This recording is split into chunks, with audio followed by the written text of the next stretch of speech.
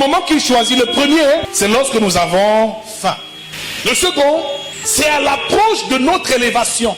Troisièmement, c'est quand nous recevons la promesse de Dieu, ou le plan de Dieu, ou la mission de Dieu pour nos vies, qu'il agit, il entre en scène. Ce qui veut dire que lorsque Adam et Ève ont reçu toutes ces bénédictions-là, c'est bien, mais le diable allait venir. Lorsque Jésus a reçu le Saint-Esprit, c'était bien, mais le diable allait venir. Mais aussi, il agit lorsque nous sommes souvent au sommet de notre art.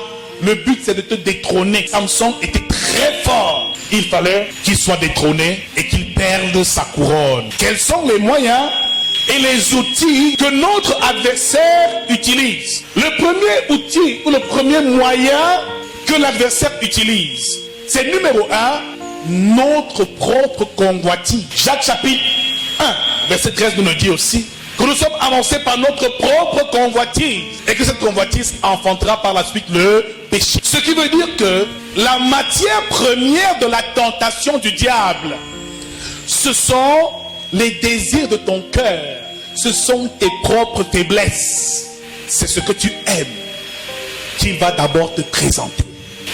Si tu aimes l'argent, c'est par l'argent qu'il va passer. Si tu aimes les sorties, les amusements, la fête, c'est par ces moyens-là qu'il passera.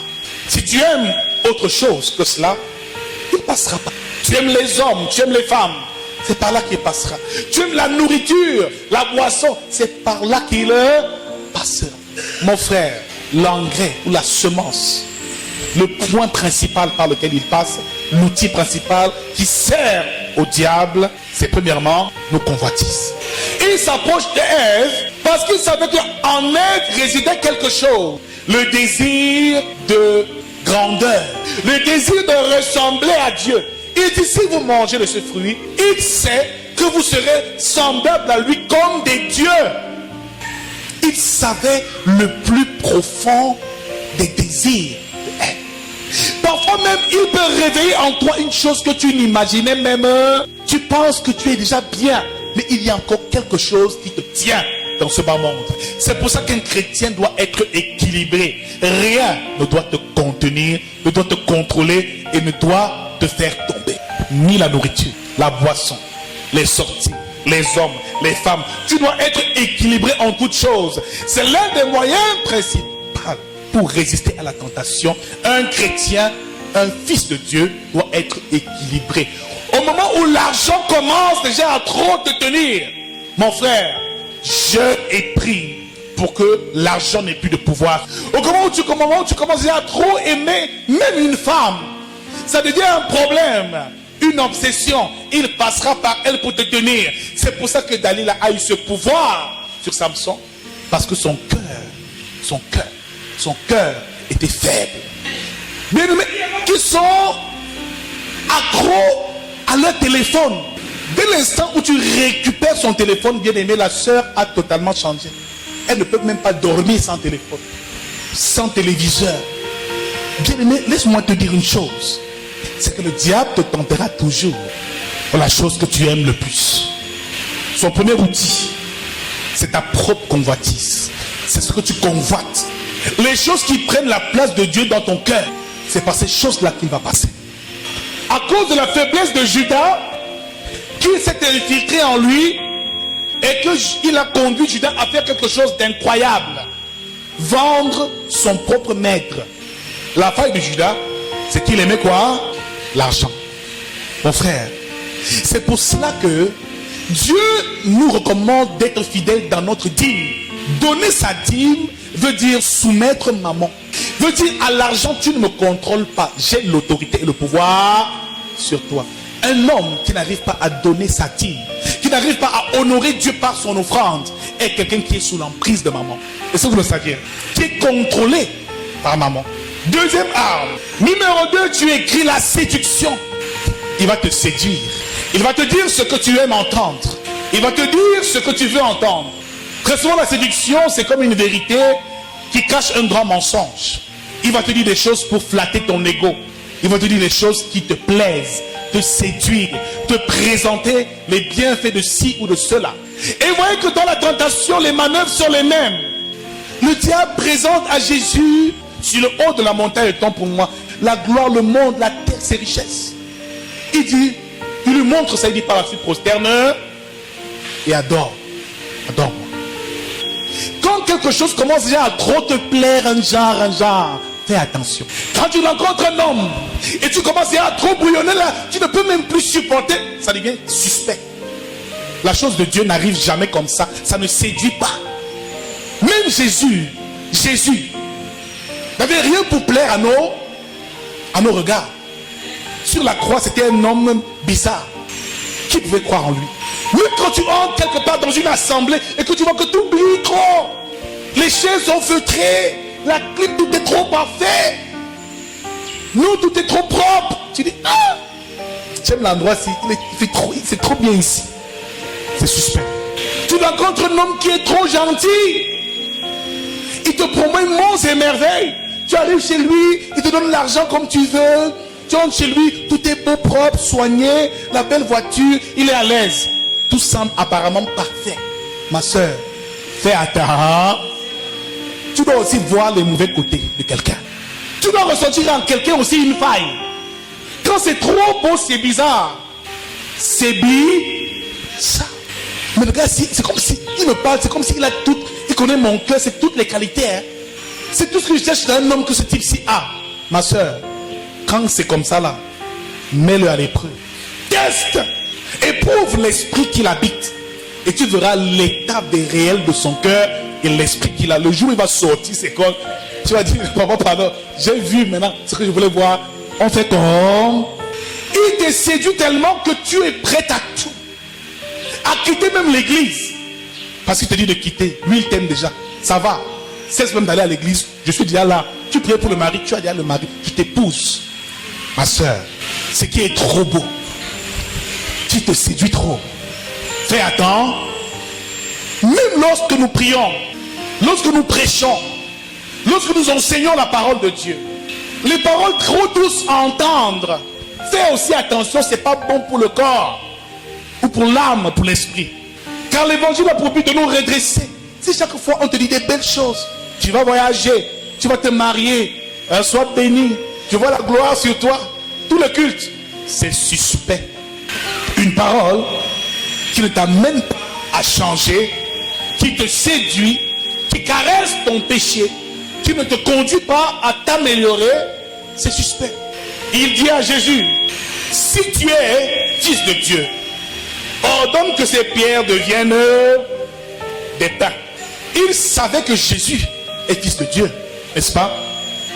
Il savait que Jésus était fils. C'est une façon de lui dire, prouve-moi que tu es capable de le faire. Par la suite, nous avons dit ici, qu'il le transporta encore sur une montagne plus élevée, très élevée, verset 8, lui montra tous les royaumes du monde et leur gloire. Lui dit, je te donnerai toutes ces choses si tu te prosternes et m'adores. Tu vas travailler dans une entreprise. Directement, tu arrives dans l'entreprise, tout le monde t'aime. Le directeur t'adore. Les collègues t'aiment. Oh, c'est toi-même qu'on attendait ici. Tu es la première personne. Comme tu viens là, vraiment, on est béni. Ta présence nous fait du bien ici. C'est suspect. À la pause, le collègue te dit non, viens, on va au restaurant, il n'y a pas de souci. Ne paye même pas. C'est encore suspect. On t'octroie des faveurs. Toutes les bonnes missions, c'est toi qu'on envoie en premier. C'est suspect. Un beau jour, quand tu vas commencer à t'habituer à l'argent, t'habituer à ce confort, c'est là où on va te proposer la vraie chose. On va même te priver de ce bien. On va te couper le salaire, on te crée un problème. Et on te dit simplement, mon frère, là où tu es là, tu as fait une faute grave, on va seulement te licencier. Non, tu es déjà habitué, c'est comme ça qu'on prend les gens dans les sectes. On t'habitue à un niveau de vie. Tu gagnes un salaire de 2 millions tous les mois. S'il te plaît, tes factures, payées, lingées, ta femme tu as doté, la femme, tu es le centre de la famille, tes enfants, tu stèles les grandes écoles. 2 ans, tu roules carrosse. Non, tu sais que tu es en haut, tu es arrivé. Ça ne peut jamais. À un moment, on te coupe les vies. Dès qu'on te coupe là, c'est grave. Comment vivre sans argent? Beaucoup d'hommes se retrouvent dans ces choses parce qu'ils n'ont pas compris comment le tentateur fonctionne. Tout ce qui te séduit, fais attention. C'est pour ça que lorsqu'une femme, même tu la rencontres, si elle est trop séduisante, méfie-toi. Tous les jours tu la vois, elle est bien maquillée, poupounée, avec les longs cheveux, les doigts bien rangés. Ah, Elle vient te voir toujours très belle, très parfumée. C'est bien. Mais un jour, mais aussi, enlève aussi le fond de teint un jour. Tu me que je te vois aussi un jour nature. Ah, qu'est-ce qu'il y a avant que j'arrive chez toi pour venir te voir, tu as déjà fait tout le maquillage du monde. Mon frère, tout ce qui séduit, tu dois te méfier. On peut te séduire par le discours. On peut te séduire par des beaux discours. On peut te séduire par des cadeaux, des présents. On peut te séduire par de belles paroles. On peut te séduire en te glorifiant, en faisant tes éloges. On peut te séduire de bien des manières. Les compliments, les femmes comme elles aiment entendre des belles choses. Satisfais seulement des compliments de ton mari, ma soeur. Un autre homme te dit, madame, vous êtes jolie. Tu dis, oui, mon mari me le dit tous les jours. Même s'il ne te le dit pas, hein, dis-le lui. Troisième signe, moyen et outil de tentation, la ruse. La ruse est une sagesse diabolique. C'est une forme d'intelligence orientée vers le mal qui a pour but de nous conduire et de nous pousser à l'erreur. Le serpent était le plus rusé. Il utilise donc un stratagème, il utilise des mécanismes, il utilise une méthode. Il te présente les choses qui te servent, ça semble si beau, ça semble si parfait, mais il est rusé. 2 Corinthiens chapitre 11 verset 3 nous dit, toutefois, de même que le serpent séduisit Ève par sa ruse, je crains que vos pensées ne se corrompent et ne se détournent de la simplicité à l'égard de Christ. Donc, c'est la ruse qui finit par séduire. Il sait très bien que Dieu a dit, vous ne mangerez pas du fruit de l'arbre de la connaissance du bien et du mal, mais il vient quand même poser la question à Ève, c'est de la ruse. Parce que le fait de lui poser la question fait ouvrir des portes à Ève. C'est une entrée en matière. Il a déjà créé un contact entre Ève et lui. Il sait très bien qu'il n'est pas normal que les pierres se transforment en pain. Et le miracle, on ne fait pas n'importe comment. Mais il dit quand même, si tu es fils de Dieu. Donc il remet en cause la divinité de Jésus. Fais donc ce miracle si tu es fils de Dieu. Si tu es chrétien, n'est-ce pas? Fais ci ou fais ça. Mon frère, c'est de la ruse. C'est pour te pousser à l'erreur. Beaucoup de pharisiens ont utilisé la ruse contre Jésus. À chaque fois, ils étaient rusés et ils voulaient faire tomber Jésus. L'un est venu le voir une fois pour lui dire, doit-on payer le tribut à César? Payer les impôts? Et Jésus était encore plus sage. Il lui donnait à César ce qui est à, et à Dieu ce qui est. Jésus était trop fort. Mon frère, quand tu as reçu la sagesse de Dieu, tu lis la ruse dans la façon dont quelqu'un s'approche de toi. Il vient là, tu sens même dans son regard que ce gars est fourbe. Tu sens que ce gars, parce que le serpent, quelqu'un qui vient là comme un serpent, on le ressent. Il vient te voir, d'abord il n'arrive même pas à te regarder dans les yeux quand il fait ces choses. Tu sens que celui-ci, il n'est pas très clair. Je déclare que le discernement est ton esprit et ton partage au nom de Jésus-Christ. Et que chacune des tentations auxquelles tu seras exposé, tu vas résister et le diable fuira loin de toi au nom de Jésus. La tentation, on ne la subit pas, on résiste. Quand il arrive, ça veut dire que ton élévation est déjà là. Résiste. Quand tu n'as plus de lait de toilette, ma soeur, et que tu n'arrives plus à aller à avoir les Orange Money des hommes, des gars, supporte. Tu verras que plus tu supporteras, plus ton mari va s'approcher de toi. Même si cela dure une année, tous les jours les hommes gardent les grosses voitures, te séduisent avec de la... Parce que la séduction, même l'argent, c'est la séduction. Tu vois un homme, premier rendez-vous, tu ne dis même pas... Il t'apprend, mais tu ne sais pas qui te donne de l'argent. Le but, c'est de te séduire.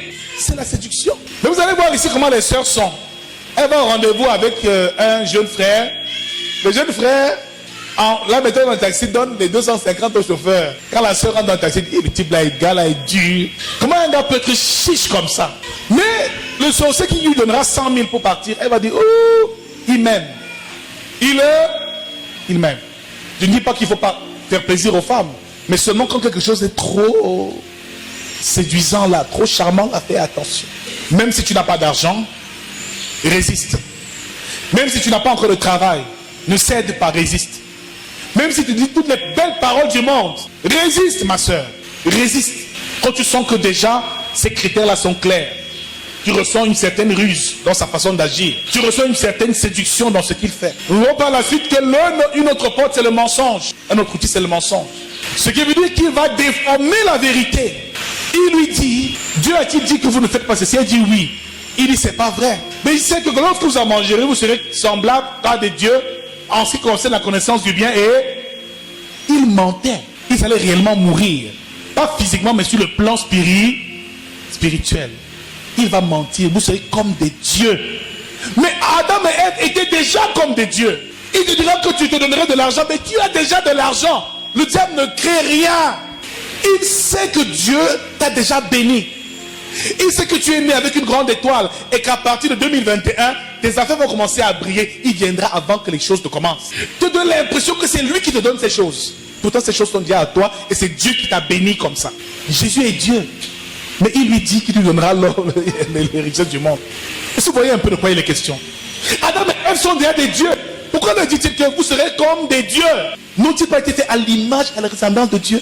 Il te donnera l'illusion, l'impression que ce que tu as vient de lui. Pourtant, ce que tu as vient de toi-même et de la grâce que Dieu t'a déjà faite et donnée, accordée. Alors la tentation, il faut résister. Nous verrons comment est-ce que le mensonge agit dans la vie des enfants de Dieu. Vous allez comprendre que l'homme aime plus le mensonge que la vérité. L'homme aime plus le mensonge. Si je commençais à faire des fausses prophéties, des faux miracles maintenant, où je faisais des mises en scène, des gens venaient ici tomber, crier, faire comme s'ils sont trop libérés. Ah, il marche, il marche. Vous allez voir que la semaine prochaine, il allait avoir 2 fois, 3 fois plus de monde qu'aujourd'hui. Donc, lorsque quelqu'un vient te voir pour te dire, pardon, aide-moi, j'ai un problème.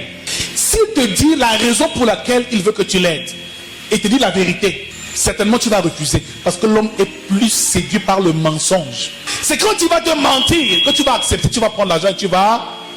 C'est pour ça que beaucoup se font escroquer, parce qu'ils laissent le mensonge s'établir.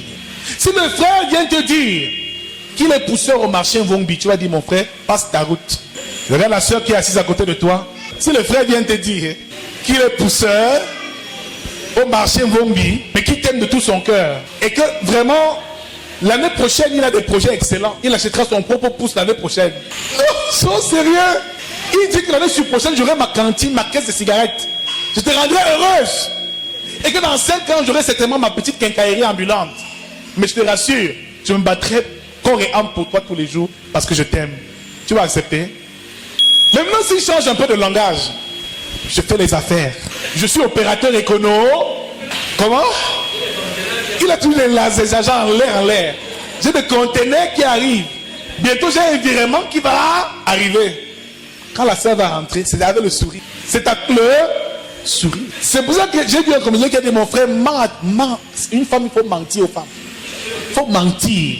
Donc, l'homme est plus charmé par le mensonge que la vérité.